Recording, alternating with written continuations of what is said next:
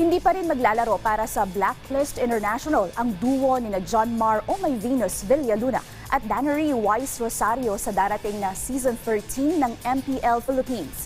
Sa kabila ng pagkadismaya ng kanilang fans, nagpaliwanag si Blacklist Director Trek Gutierrez.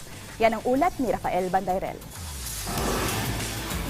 Kasunod ng kanilang runner-up finish noong Season 12 ng MPL Philippines, maraming fans ng Blacklist International ang umaasa na babalik na sa lineup ang iconic duo ni John Mar o May Venus Villaluna at Dannery Wise Rosario.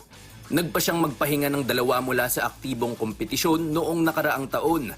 Nitong nakaraang linggo naman, inilabas na ng Blacklist ang kanilang opisyal na roster para sa Season 13 ng MPL Philippines at kapansin-pansing wala sa listahan ang V-Wise.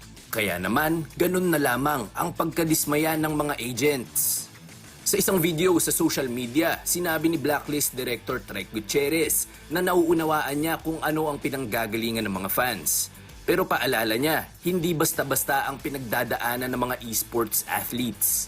When you're in this league, what people don't understand is the pressure that comes with the level of competition, the pressure that comes with the amount of viewership is not a joke. Kumbaga, isipin mo top 3 most watched esports team ang Blacklist sa mundo. Ang MLBB isa sa mga most watched na game sa mundo. 'Di ba, like ikaw nga, naglalaro ka, may nanonood lang na 10 sa likod mo, kinakabahan ka na. Imagine mo pa kung 1,000,000 yung nanonood sa iyo online. After nun, pwede kang mabash sa lahat ng maling gagawin mo.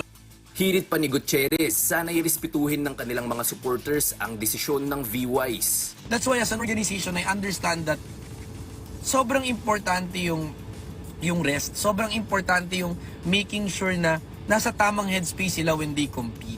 Nilinaw din ni Gutierrez sa video na hindi tinanggal ng Blacklist ang roamer na si Rene J. Barcase. Hindi po namin inalis si Rene J. Okay? It was his decision and just to share with you anong nangyari, tumawag siya around January na meron niyang personal matter at personal na problem siya na kailangan ayusin. Ngayong Marso na magsisimula ang panibagong season ng MPL Philippines. Kabilang ang Blacklist sa 8 Pinoy esports teams na maglalaban-laban para sa titulo. Rafael Bandairel para sa Pambansang TV sa Bagong Pilipinas.